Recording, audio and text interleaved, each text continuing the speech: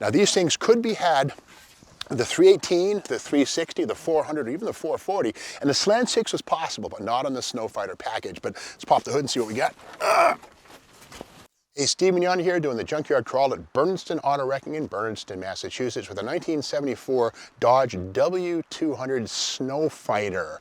Now, what's a Sno Fiter? Well, if you don't live in New England, you probably didn't see one of these things. The Sno Fiter was basically a plow-capable pickup truck that Dodge sold for many years in the 1970s. And speaking of many years, this styling cycle saw 22 consecutive model years, 1972 through 1993. So one of the longest-lived pickup truck cab and body types on the market. But again, this is the W200, which means it's a 3/4 ton four-wheel drive. Two-wheel drive would be a D200. So again, the W is all about four-wheel drive. But again, back to that Sno Fiter, when you saw this big decal or graphic down the side, it would go all the way down, in fact, to the bed, which is currently missing. But a close look at this stuff reveals this is actually 3M reflective. It's black and orange and yellow, I should say.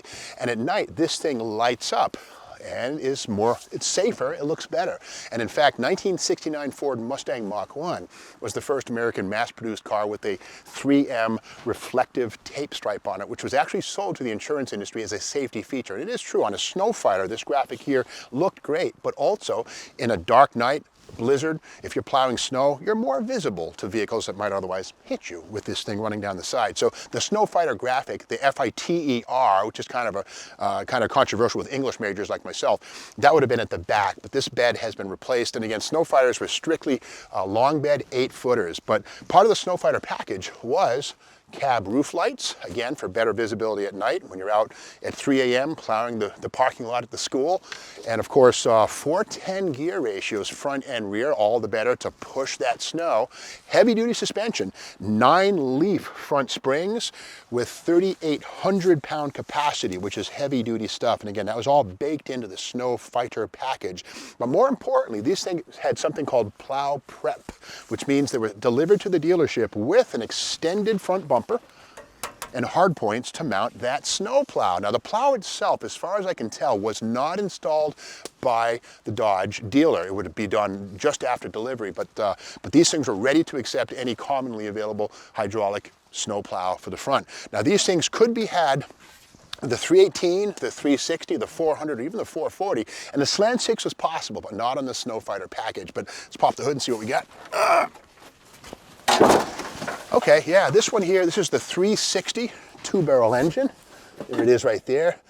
This engine would have had 180 horsepower. The 318, 150. The big dog, the 440, 230 horsepower in 1974. And again, the 440, the first year for a 440 in a Dodge pickup truck was 1974. And again, it was detuned. It wasn't the 440 Magnum with 275 horsepower. But it was detuned, but it made the torque you wanted in a truck like this. But we can see here, again, the front bumper is extended away from the frame, and that was all part of the plow prep equipment baked into the Sno Fiter. And again, limited slip differential in the back, heavy duty Dana 60 up front, manual locking hubs on this particular one right here.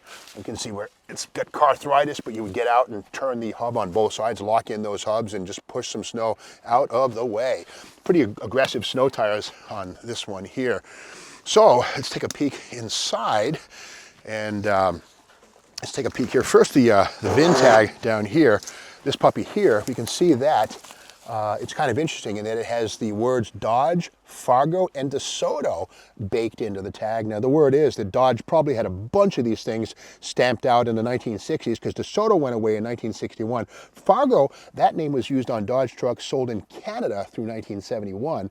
And of course, Fargo trucks were built in Spain, Argentina, and Brazil for many, many years. But again, in America, after about 1976, this Fargo and DeSoto stuff would go away. But again, this one here, we see it's got the heavy-duty suspension, and inside, bench seat, of course. Torque Flight automatic, which was most popularly seen in Sno Fiters because frankly, if you got a 4-speed manual, you're going to be, pretty busy shifting and drive, reverse as you plow snow. Whereas the automatic, you just basically go click, click, no problem. And this is kind of interesting. This one here, it has the, it doesn't have the cab-mounted gas tank. This rubber plug, that's factory stuff, strange but true. Right there, let me see if I can pop that out. Oh yeah, there it is. This thing right here is the block off for what otherwise would have been the gas filler for the tank inside of the cab. Rather, these 8-foot beds, the Sno Fiters, the tank was located behind the frame, and we can see it right down here. And here's the makeshift filler right there, somebody cobbled together with this wood bed. But again, there is the gas tank right there. Plastic on this one, interesting. Frame on this thing is gone. Look at that. The Sno won this fight, that's for sure. But heavy-duty leaf springs in the back with the helpers, all part of the Sno Fiter. And again, this is a Dana 60 in the back with certainly a power lock traction, you know, a positive traction or a sure grip differential, and that was baked into the Sno Fiter. Again, these things were born for New England and other snow states where you had to move some snow. And it's kind of cool that Dodge would meet you more than halfway and sell you a pickup truck that was ready to rock and roll and handle any blizzard. But again, the beauty of these things was this cool strobe stripe that used to run all the way down the back. I remember as a kid seeing these things out in the wintertime. Guys would come to your house, hey, you want to apply your driveway for 50 bucks? Sure, do it up. And half the time they were driving stuff like this. Now this one here, again, the graphic is missing on the back because the bed is gone. But I remember seeing these things, and it was spelled S-N-O-F-I-T-E-R, like the English major, S-N-O-W-F-I-G-H-T-E-R, right? No, but it was kind of tricky and trendy, and Sno Fiter, here it is. Now the color on this one, Sno Fiters could be had in any color you wanted. This one is high impact. Some would say it's hemi-orange, but again, a very popular color for visibility at night, you know, emergency vehicle like this. Speaking of high impact colors, you never know what you're gonna find in the junkyard. And this door I first saw, look at that, this is a Plum Crazy or an Inviolate door from about a 1970 Plymouth Belvedere, or is it a Roadrunner? Well, we can see that it's originally a high impact paint job right there, as is the orange on that cab. This is not sprayed on, so it's kind of cool. The question is it a Roadrunner? Well, the white interior is pretty cool. Must have been a heck of a car to look at. But when you see that trim right there, okay, Sport Satellite. So it's not a Roadrunner door, which immediately kind of decreases the intrigue factor for me anyway.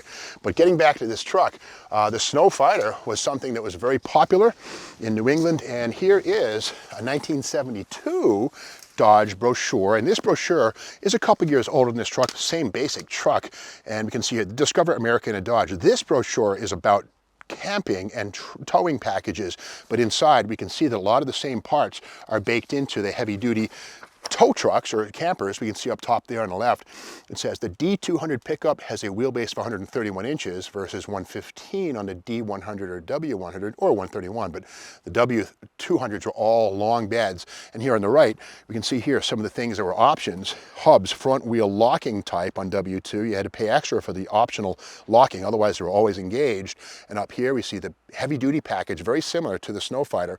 Heavy duty frame with a 5.503 section modulus, in other words, taller and thicker, 3,800 pound capacity for an axle, just like we have on this. Extra heavy duty 2,500 pound spring pads, auxiliary springs, etc. And of course, AM radio or FM was an option. Radio delete was standard on Dodge trucks. But again, this brochure is just so cool into the back in the day of when the 72, first year for this styling cycle. Now this one here, the interior is gutted. I don't see a radio, but again, it would be part of the instrument panel, which is no longer present. But we do see something on the left-hand side of the steering column, these two holes right here. And these would have been part of the lights for the plow prep or the Sno Fiter. In fact, these came with extra lights above the standard lights so that when the plow was in place, you could still have lights. So this sticker was a supplemental sticker that would have said lights, and these are gone, but that is where the Sno Fiter specific extra lights would have lived. So this is kind of a special little truck sitting here. You know, it's certainly done. The rust has taken its toll, but this was one tough Dodge. Not quite a power wagon, but pretty darn close, and about as tough as things got in 1974 for a Dodge pickup truck. It's amazing. This is long before the days of the Cummins turbo diesel. There were Nissan diesels that were possible in mid-70s trucks. A handful were built, but most of them were gas burners like this thing right here. Now, if you like this video, be sure to subscribe to the Steve Banks YouTube channel, and we'll be back tomorrow with more Junkyard Pro.